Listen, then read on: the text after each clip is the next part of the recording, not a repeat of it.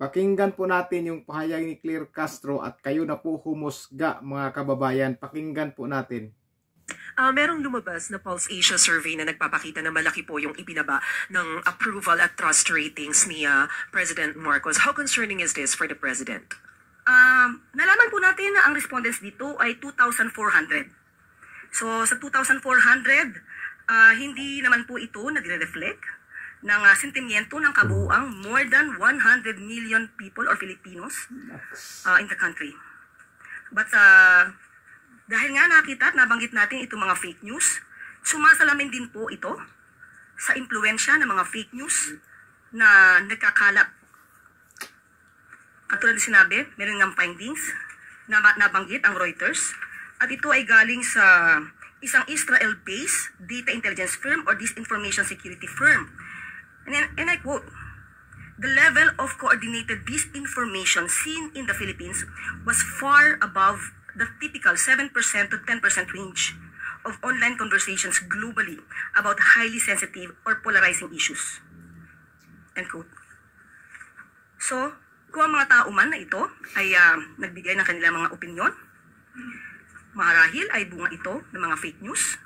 At kung ito man ay totoong nagkaroon ng pagsagot, hindi naman ito pabayaan ng gobyerno. Dahil dapat natin malaman ang mga respondents, saan ang mga respondents, ang mga respondents ba ito ay nakakatanggap ng totoong news o naiimpluwensyahan ng fake news. So ang mga respondents ba na ito ay hindi nakakarating ang tulong ng gobyerno? So dapat din po nating malaman ito sa parte ng administrasyon. At kung ano man po ang nagiging desisyon ng Pangulo at ng administrasyon, at ito'y magre-reflect sa isang survey na naisin pa rin po at ipapatupad pa rin po ng Pangulo kung ano ang nasa batas, kung ano ang tama, at hindi kung ano po ang sasabihin sa isang survey.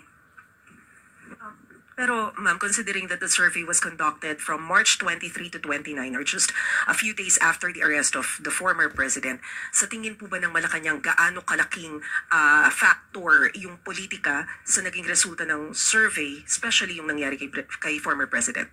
Okay, lumalabas nga po dito na bumaba di umano ang rating, no, approval rating ng Pangulo. Pero sabi nga po natin, ito ay titignan pa rin po ng administrasyon. Hindi naman po natin, hindi papansinin kung ano ang mga sinasabi ng survey. Pero muli, 2,400 ay hindi po ito kabuuan na sentimiento ng buong Pilipinas. Ganun na rin, hindi na papansinin, pero ganun din sagot niya. Katulad ng aking sinabi, kung ano ang tama, kung ano ang sa batas. Hindi dahil ito ang idinidikta ng tao na hindi naman naaayon sa batas. Ma'am, last point. During the interview of Pulse Asia President Ronald Holmes over through FM, kanina lamang po ito. Ang sabi niya, isa daw marahil sa dahilan ng pagtaas din ng disapproval rating ni PBBM ay yung pagtugon sa pangunahing problema like yung matataas na presyo ng bilihin, kakulangan sa kita o yung sahod at yung paglaban daw po sa katiwalian. Where do you think the problem lies? Una, tignan natin. Napanggitan natin, nagpakita na po tayo dito, nakausap na rin po natin at natanong po ninyo ang mga heads po ng ibang mga departamento patungkol po dito. Halimbawa po yung walang gutom program. Kaya nga ang tanong po natin dito, 2,400, nakakarating po kaya ang serbisyo ng gobyerno? Ano kaya ang klaseng serbisyo sinasabi niya? Pangalawa po, sinasabi po natin, di ba, na walang trabaho. Yung sa sweldo.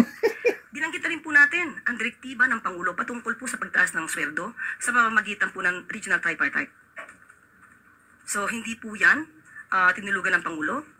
Yan po ang direktiba para po tumaas. Hindi na naman natutulog. So, kung ano, saan man nanggagaling po at itong opinion ni Holmes, Mr. Holmes, okay? Yan ay kanyang opinion. Siguro mas maganda rin po na malaman niya kung ano ba talaga yung katotohanan. Baka po kasi nasasapawan ng good news, ng mga fake news. Ano po ang masasabi niyo po dyan sa mga sagot ni Claire Castro tungkol sa trust rating ni Pangulong Bongbong Marcos na tuluyang sumadsad na po pababa? Parang kakaunti na lang po ang naniniwala kay Pangulong Bongbong Marcos. Kayo na po humusga sa mga sinasabi niya. Para sa akin po, walang diretsong sagot kundi paliko-liko. Puro fake news ang ginagawang dahilan ni Claire Castro. Pero kung kay BP Sara Duterte siguro yung nangyari na bumaba yung trust rating, baka ano na po ang sinasabi niyan. Ngayon, sa Pangulong Bongbong Marcos ang bumaba ang trust rating, hindi siya naniniwala sa survey o sa 2,000 na sinorvey. Hindi siya naniniwala. Pero kung kay BBM yan tumaas ang trust rating, ewan ko na lang kung ano po ang sasabihin dyan. Di ba? Mga kababayan, ayaw nilang tanggapin kung ano po ang katotohanan. Di ba? Hindi na niya pinapaniwalaan yung survey dahil ang mga good news daw po ay nasasapawan ng mga fake news. Yan po lagi ginagawang dahilan, fake news. Kaya daw ang mga tao nagkulang daw ng tamang informasyon. Yan po ang ibig niyang sabihin. Hindi po daw nakikinig ng tamang balita, kundi yung mga fake news lang daw ang nakikita. At yung mga tulong daw na galing sa gobyerno ay baka daw hindi nakakarating doon sa mga taong natanong tungkol sa trust rating o tungkol sa survey. Ang tanong, ano kaya mga tulong na ginagawa ng gobyerno sa mga Pilipino? Kayo mga kababayan, nakakatanggap po ba kayo ng mga tulong galing sa gobyerno bukod sa ayuda? Di ba? Alam po natin, ang pinamimigay po ay ayuda. Di ba? So yan po ba ang ibig sabihin niyang tulong? Di ba? Ayuda. Grabe si Madam Claire eh. Talagang walang diretsong sagot. Paliko-liko po. Nalilito po ako sa sagot ni Claire Castro. Sa totoo lang. Hindi po tumanggap ng katotohanan. Hindi ba niya nakikita kung ano ang sinisigaw ng taong bayan ngayon? Tapos hindi niya pinapaniwalaan yung survey. Kahit hindi niya paniwalaan yung survey, tingnan niya na lang yung social media ngayon. Kung ano ang sentimento ng taong bayan. Ayaw lang talaga nila matanggap. Nakakaunti na lang ang naniniwala kay Pangulong Bongbong Marcos. Kakaunti na lang po. Mismong kapatid nga niya na si Aimee ay pinupuna na po si Pangulong Bongbong Marcos. Diba? Kapatid na niya mismo yan. Na mismo nga ang kapatid niya sinasabi niya na ayaw niyang matanggal sa pagkapresidente ang kanyang kapatid, pero ginawa niya. Tahasang sinabi po talaga ni Aimee Marcos yung mga maling ginagawa ni Pangulong Bongbong Marcos. Kaya niya sinita, di ba? Kaya na binulgar yung mga ginagawang hindi tama. Di ba? Kapatid niya yan. Ate na niya yan.